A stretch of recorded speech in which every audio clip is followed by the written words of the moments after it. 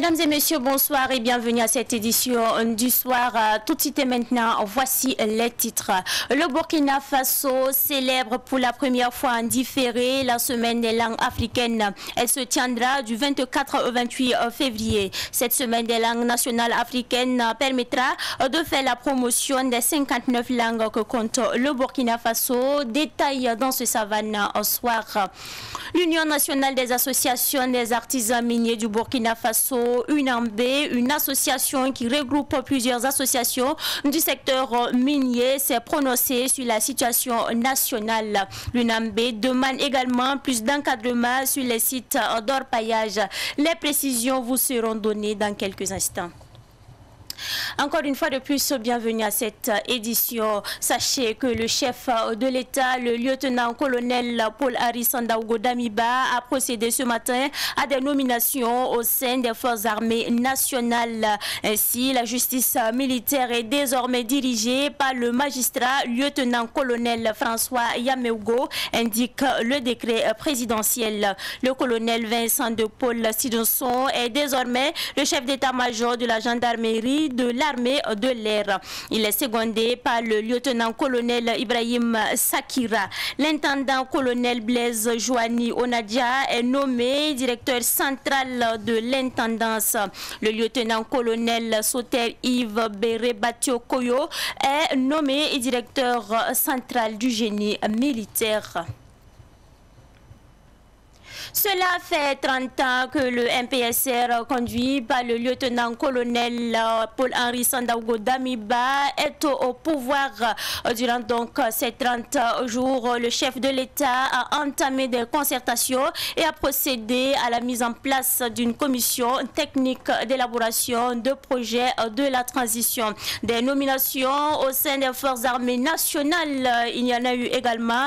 Malgré tout, le front militaire, l'administration et les activités économiques restent timides. Certains citoyens disent être impatients. Issa Oumaratié est allé à leur rencontre. Lundi 24 janvier 2022, un coup d'État perpétré par un groupe de militaires met fin aux 6 années de pouvoir du régime MPP.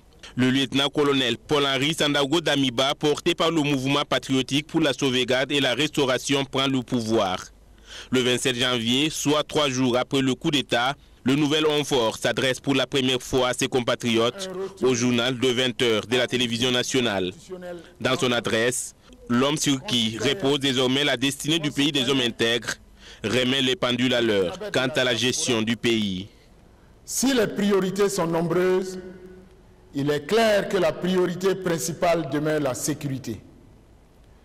Il nous faut en effet réduire significativement les zones sous influence terroriste et les impacts de l'extrémisme violent en redonnant aux forces de défense et de sécurité ainsi qu'aux volontaires pour la défense de la patrie la volonté de combattre et d'aller encore plus à l'offensive avec des moyens adéquats.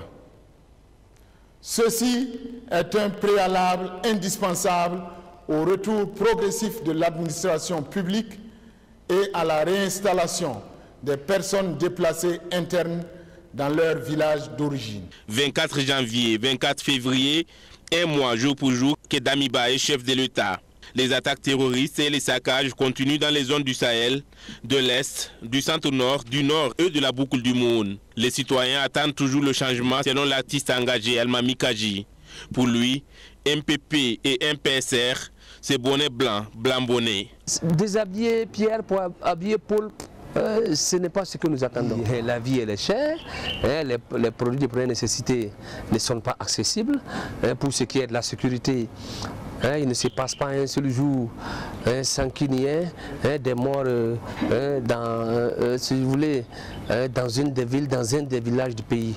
Les gens rêvent d'un Burkina nouveau, un Burkina où il fera bon vivre.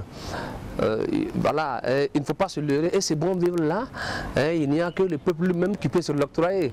Je dis clairement, ce ne sont pas des hommes en tri qui vont l'offrir au Burkina. Ça, il ne faut pas se leurrer. Pour ces personnes rencontrées dans les rues de Ouagadougou, pas de changement non plus à noter, sauf qu'à la différence d'Almami Kaji, elle Elles accordent le bénéfice du doute à Paul-Henri Sandaogo Damiba. Il n'y a pas eu de changement au niveau de la sécurité.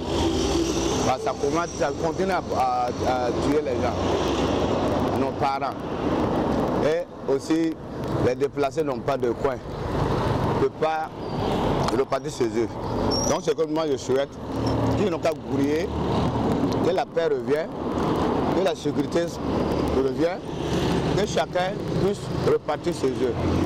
Parce que la saison devrait presque arriver. Ils n'ont qu'à pouvoir partir dans leur village, dans leur coin, pour pouvoir cultiver, pouvoir élever. Sinon, ça nous chauffe actuellement. Actuellement, les denrées sont devenues chères. Les prix de condiments, le mil, le maïs, tout est devenu cher. De continuer plus, de s'engager plus pour la sécurité, comme de la manière qu'il a commencé, pour ne pas qu'on ne dise non, waouh, il a fait du bon travail et que ça devient après comme pour les autres. La sécurité, les gens souffrent, mais j'aimerais qu'ils n'ont qu'à essayer de voir pour le remettre en place. Et nous les encourageons de continuer la lutte pour libérer le peuple burkinabé dans cette souffrance. Droit dans ses bottes, le responsable du syndicat national des artistes musiciens du Burkina Sinamub dit être prudent et même méfiant. Ma confiance en moi, je la porte aux populations. Elle est portée aux masses, elle est portée au peuple. Elle n'est portée à aucun parti politique. De toute façon, je suis souvent revenu là-dessus. Moi, je fais confiance au peuple, je fais confiance aux masses, mais je ne peux pas faire confiance à un parti politique ou à, m'excuser, à des putschistes. Non. Le changement, le vrai changement là, il est et il sera porté par le peuple. Les dossiers de crimes de sang et de crimes économiques, comme l'affaire d'Abo Boukari, Norbert Zongo et ses compagnons, et le dossier Charbon-Fin doivent être les priorités du MPSR pour peut-être gagner la confiance d'Almami Kaji. Le peuple burkinabé attend un changement véritable en termes de justice sociale. Vérité et justice pour Dabo Boukari, pour Norbert Zongo et ses compagnons d'infortune. Les enfants du Yaga, Fadou Sissé et Amabalima, les militants de l'ODJ, ils ont été assassinés à quelques encablures de Seba. Mais jusqu'à aujourd'hui, l'autopsie n'est pas faite. Ils sont toujours au niveau de la morgue, au CMA du 30. Rien n'est fait. Je pense que c'est à ce niveau-là que se situent clairement les attentes du peuple burkinabé. Il ne faut pas se leurrer. Le départ des bases militaires étrangères, que l'ordre du Burkina Faso serve à tous les fils et filles du pays. Il y a des dossiers charbon-fin dans ce pays-là qui sont là. Il y a le dossier de la CNSS, il y a le dossier de la CGP, il y a le dossier de la BIB, et ainsi de suite. Vous comprenez? Voilà pourquoi je dis, moi, je ne compte pas sur une fraction quelconque pour libérer mon peuple. Il n'y a que le peuple qui pourra se libérer. Ce qui est sûr, Titao, Tiou, Djibo, Barsalgo et Madjouari vivent toujours le martyre et le mouvement pour la sauvegarde et la restauration est attendu sur le théâtre des opérations pour casser du terroriste. Selon un communiqué du procureur militaire suite au rapport d'enquête administrative, l'attaque du détachement de la gendarmerie nationale sur le site de Inata, survenue le 14 novembre 2021, le parquet militaire a initié des poursuites contre X pour mise en danger de la personne d'autrui, refus d'obéissance, abstention de porter assistance. Le parquet militaire a également informé que l'information ouverte contre le lieutenant-colonel Emmanuel Zungrana et plusieurs autres militaires et civils sont en cours. Ces derniers sont poursuivis pour complot contre la sûreté de l'État, détournement de biens publics faux et usage de faux, enrichissement illicite et blanchiment de capitaux. À travers le communiqué, le procureur militaire assure la population que tous les dossiers du tribunal militaire seront traités. Le président du FASO a reçu hier le rapport de la commission technique d'élaboration de projets de texte et de l'agenda de la transition présidée par Mariame Ouattara. Ce rapport est composé du projet de charte constitutionnelle de l'agenda de la transition et d'une charte des valeurs. Bébé Kodiokambo nous en dit plus. La commission technique d'élaboration des projets de textes et d'agenda de la transition aura respecté le délai fixé par le décret qu'il a créé. Cette commission, que le président Paul-Henri Sandaogo Damiba a installé le 8 février dernier, a déposé son rapport hier. C'est un rapport qui contient les projets de charte constitutionnelle de la transition, l'agenda de la transition et une charte des valeurs pour soutenir la refondation annoncée par le MPSR. Le président du Faso, Paul-Henri Sandaogo Damiba, s'est dit satisfait de la tenue des délais impartis pour la mission et a salué la méthode de la commission qui a consisté à impliquer toutes les forces vives de la nation. La présidente de la commission, Mariame Ouattara, a souligné que les résultats obtenus sont le fruit du consensus de l'ensemble des membres qui se sont investis avec abnégation. Même si tous les contenus du rapport n'est pas encore dévoilé officiellement, l'on apprend de certaines indiscrétions que la commission aurait proposé une transition d'une durée de 30 mois. Quant aux organes de cette transition, les mêmes sources évoquent un gouvernement de 20 membres au maximum, un organe législatif de 51 membres et un organe de veille de la transition composé de civils et de militaires. Les membres ne seront pas rémunérés, toujours selon les mêmes sources. Parlons à présent des langues africaines, puisque le Burkina Faso tient depuis ce matin la semaine des langues africaines. Et cette première édition vise à présenter et promouvoir les langues et les cultures nationales et africaines. Elle se tient sous le thème langue africaine, levier pour construire l'Afrique que nous voulons. La cérémonie d'ouverture de cette semaine a eu lieu ce matin en présence de Sibli Nakelsi. Cette semaine des langues africaines a pour thème « Langues africaines, levier pour construire l'Afrique que nous voulons ». Elle vise surtout à faire le point sur la situation des langues africaines dans la sphère des langues du monde afin de faire l'état des lieux de nos efforts en matière de développement des langues. C'est une semaine instituée par les chefs d'État africains sur la période du 24 au 28 janvier. Le Burkina Faso célèbre cette semaine en différé pour la première fois, occasion pour faire la promotion des 59 langues que compte le Burkina Faso. Le souhait de Tiga Alain Ouedraogo, coordonnateur des langues africaines, est que les Burkinabés utilisent leur langue partout sans gêne. Et ils l'ont institué pour amener les Africains à s'exprimer dans leur langue, à promouvoir leur langue, à valoriser leur langue, à utiliser leur langue dans leur quotidien et dans tout ce qu'ils font, sans honte, sans complexe, à même utiliser nos langues dans tout ce que nous produisons, dans nos produits industriels et dans tout ce que nous allons faire voyager à travers le monde. Donc ce sont ces ambitions qui ont guidé les premiers responsables de l'Union africaine. Khalifa Traoré, secrétaire général du ministère en charge de l'éducation, se réjouit de l'institution de cette semaine des langues africaines car pour lui, cela va permettre aux locuteurs burkinabés de mieux véhiculer leur message, donc de partager leur culture. Nous devons promouvoir les langues nationales parce que c'est à travers ces langues-là qu'en réalité on peut faire véhiculer un certain nombre de valeurs, même le vivre ensemble et la cohésion sociale et la citoyenneté, parce que la langue véhicule la culture.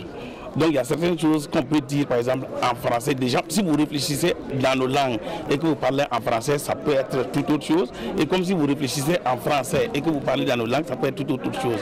Donc c'est un peu dans ce sens-là, la maîtrise, la valorisation donc, de nos langues nationales, qu'on le veuille ou pas, ça va contribuer énormément au développement donc, de nos différents pays, de l'Afrique en général. La semaine est marquée par un festival et des journées scientifiques. Le festival a pour finalité la promotion des langues et des cultures burkinabées ainsi que le dialogue interculturel, l'intégration, la cohésion sociale et la paix à travers des manifestations culturelles au sein de l'Institut des sciences et des sociétés INSS dans l'arrondissement 4 de Ouagadougou.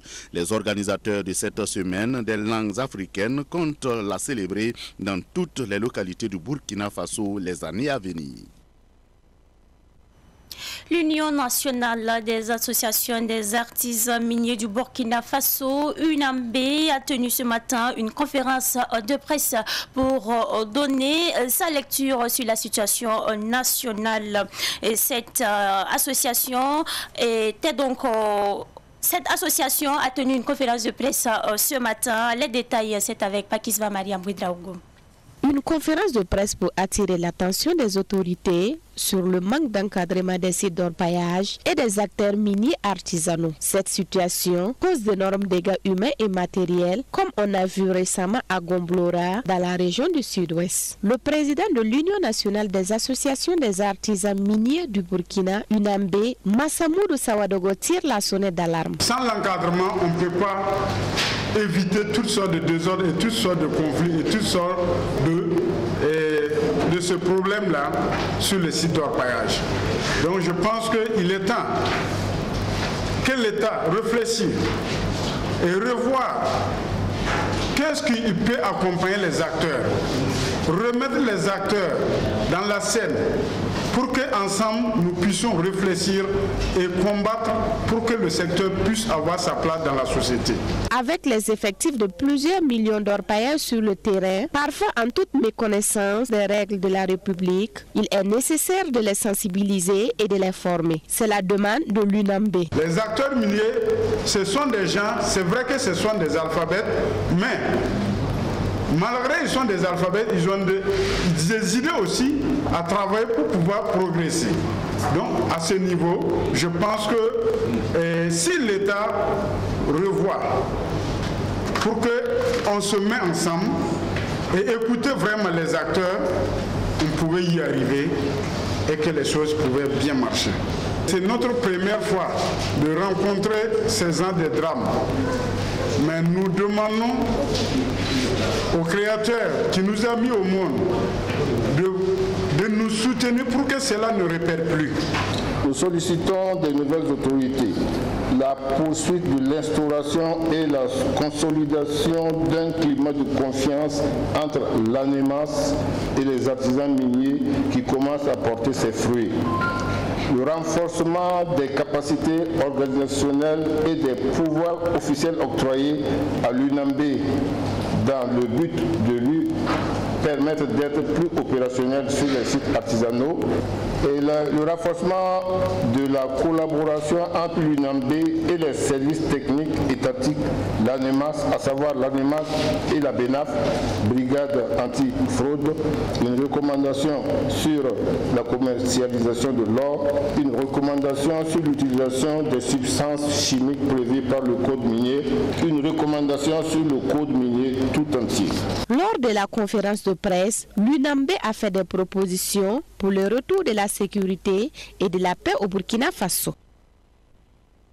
L'association des jeunes patriotes pour la paix suit de près le litige foncier de Witenga. C'est dans l'arrondissement 11 de Ouagadougou. C'est un litige foncier dont le procès a été renvoyé au 21 mars prochain. Ce litige oppose les populations de ce quartier et la société immobilière Imorex. L'association des jeunes patriotes pour la paix estime que Imorex est bel et bien propriétaire des hectares litigieux. Précision avec Bintou Kindo et Fatih Sankara. Le litige foncier à Witenga, qui est actuellement en justice, retient l'attention de l'association des jeunes patriotes pour la paix JPP.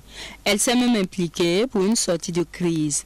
Après des concertations, l'association des jeunes patriotes pour la paix affirme, avec des documents à l'appui, que Imorex est propriétaire des hectares litigieux. Il s'agit de deux sociétés immobilières qui n'ont pas de documents authentiques que le ministère même a prouvé, qui ne connaissent même pas la société Zagras. Alors même le maire qui a fait des aménagements et tout pour faire des délibérations, une délibération pour Zagras, mais le ministère l'a demandé, il y a une lettre adressant au maire. Il se base sur quoi pour faire une délibération pour Zagras? Jusqu'à présent, le maire n'a pas pu répondre. À l'heure où je vous parle, il est en prison. Donc, si Zagras n'a pas de documents authentiques pour donner des parcelles au niveau de Witenga, mais pourquoi la population continue de faire des conférences de presse ou bien continue d'acheter? Donc nous voulons interpeller et informer à l'ensemble de toute la population de Witenga et aussi des environnants de se démarquer, de ne plus acheter quoi que ce soit en ce qui concerne dans le titre foncier de Imorex. JPP a tenu également à faire une mise au point sur la dernière sortie des propriétaires terriens. Ces derniers disent n'avoir pas vendu leur terre à Imorex. Ousmane Ouedraogo accuse les propriétaires terriens de mauvaise foi. Ils font des problèmes là. Ils sont frustrés. Hein. Si vous voyez que ça ne finit pas là-bas, là, creusez, vous allez comprendre. Les gens ont pris, ils ont déjà vendu. Une famille prend 5 parcelles. Ils vendent à 5 millions, 25 millions. Vous voyez des motos et autres là, par-ci par-là. Les tricycles et autres là. Et maintenant, on se rend compte que non, le gars vient les duper. Vous allez rembourser comment? C'est ça qui est là-bas, c'est tout. Ne cherchez pas à fouiller, à trop parler. Ils sont frustrés parce qu'ils ne savent pas comment rembourser. Et ceux qui ont payé avec eux ont déjà commencé à construire. Et on vous dit que le coin est très litigieux, ça a été détourné par des personnes qui sont à la prison actuellement. Vous n'avez pas dormi? C'est tout ça qui est là-bas actuellement, c'est tout. Mais moi, à leur place, si j'étais intelligent, j'allais chercher une voie pour essayer d'entrer en contact avec le vieux, pour trouver un arrangement, afin d'aplanir ça. C'est pas ça, en faisant ça, ça aggrave la situation. On ne défie pas les autorités. Le procès dans cette affaire de litige foncier à Ouittenga a été renvoyé au 21 mars. Rappelons que c'est dans cette affaire que le maire de l'arrondissement 11, Ibrahim Maré, et les 2 promoteurs immobiliers sont en détention à la Mako. Hommes d'affaires et investisseurs turcs exposent leur savoir-faire au Burkina Faso. C'est à l'occasion de la première édition de la foire internationale de la coopération qui s'est ouverte ce matin au pavillon Soleil Levant du Siao à Ouagadougou. Issa Oumaratié pour le reportage. Une foire turco-burkinabé pour la première fois au Burkina Faso. Des opérateurs économiques et investisseurs turcs, à l'initiative de l'entreprise burkinabé iPro Business, exposent pendant 4 jours leur savoir-faire en terre burkinabé. Cette foire internationale des affaires et de la coopération va permettre aux hommes d'affaires burkinabés de tisser facilement des liens avec leurs homologues turcs et aussi permettre au public burkinabé de découvrir les produits et les inventions du pays de Recep Tayyip Erdogan. iPro Business organise souvent des foires en Turquie, les entrepreneurs burkinabés partent en Turquie. Donc nous avons eu l'idée de dire pour que les entrepreneurs turcs aussi puissent comprendre et connaître vraiment les réalités en fait du Burkina Faso, il faut qu'ils viennent sur place, il faut qu'ils viennent au Burkina Faso et puis ils vont voir en fait les réalités. C'est pour cela que nous avons organisé l'International Business and Cooperation Fair, IBC Fair. Cette foire portée par des jeunes burkinabés offre également un cadre de rencontre B2B entre les investisseurs des 2 pays. Les entrepreneurs en fait burkinabés et les hommes d'affaires burkinabés qui sont en fait ici puissent en fait visiter en fait les stands, puissent connaître en fait ce qu'ils peuvent en fait avoir comme expérience, comme en fait encore plus de savoir-faire avec les entrepreneurs turcs et également aussi les entrepreneurs turcs aussi puissent connaître les réalités en fait du Burkina Faso et qu'ils puissent en fait faire vraiment en fait des coopérations, des signatures de représentativité, également aussi de signer des projets parce qu'il y a des entreprises comme qui sont dans la construction qui pourront signer des contrats de construction, beaucoup de contrats avec les entrepreneurs turcs. Également aussi que ceux qui sont venus aussi puissent en fait rencontrer nos entrepreneurs, ceux qui sont dans le culture du coton, sésame et tout ça, ils puissent aussi faire des commandes également.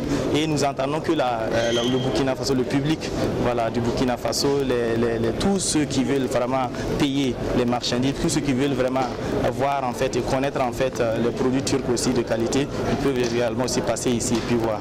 Le top départ de la première édition de la foire internationale des affaires et de la coopération a été donné par l'ambassadrice de la Turquie au Burkina Faso. La société Abdul Service International a apporté un démenti sur la publication du journal Citoyen. Et cette publication prétendait que les résidents de la cité de Zaktouli 1 de Abdul Service International vivaient sans l'électricité. Abdoulaye Kinda et Solange Sawadogo ont rencontré le PDG du groupe Abdul Service International. Suivant leur reportage. Cité Zaktouli 1 d'Abdul Service, des habitants sans électricité depuis 2013. C'est cette publication d'un journal de la place, en date du 23 février 2022, qui a poussé les premiers responsables de la société à inviter la presse pour un constat. Sur les lieux, les résidents témoignent le contraire, puisque le manque d'électricité ne concerne pas toute la cité. Nous avons de l'électricité chez nous, mais pas dans tous les quartiers. Il y a d'autres zones où il n'y a pas de courant.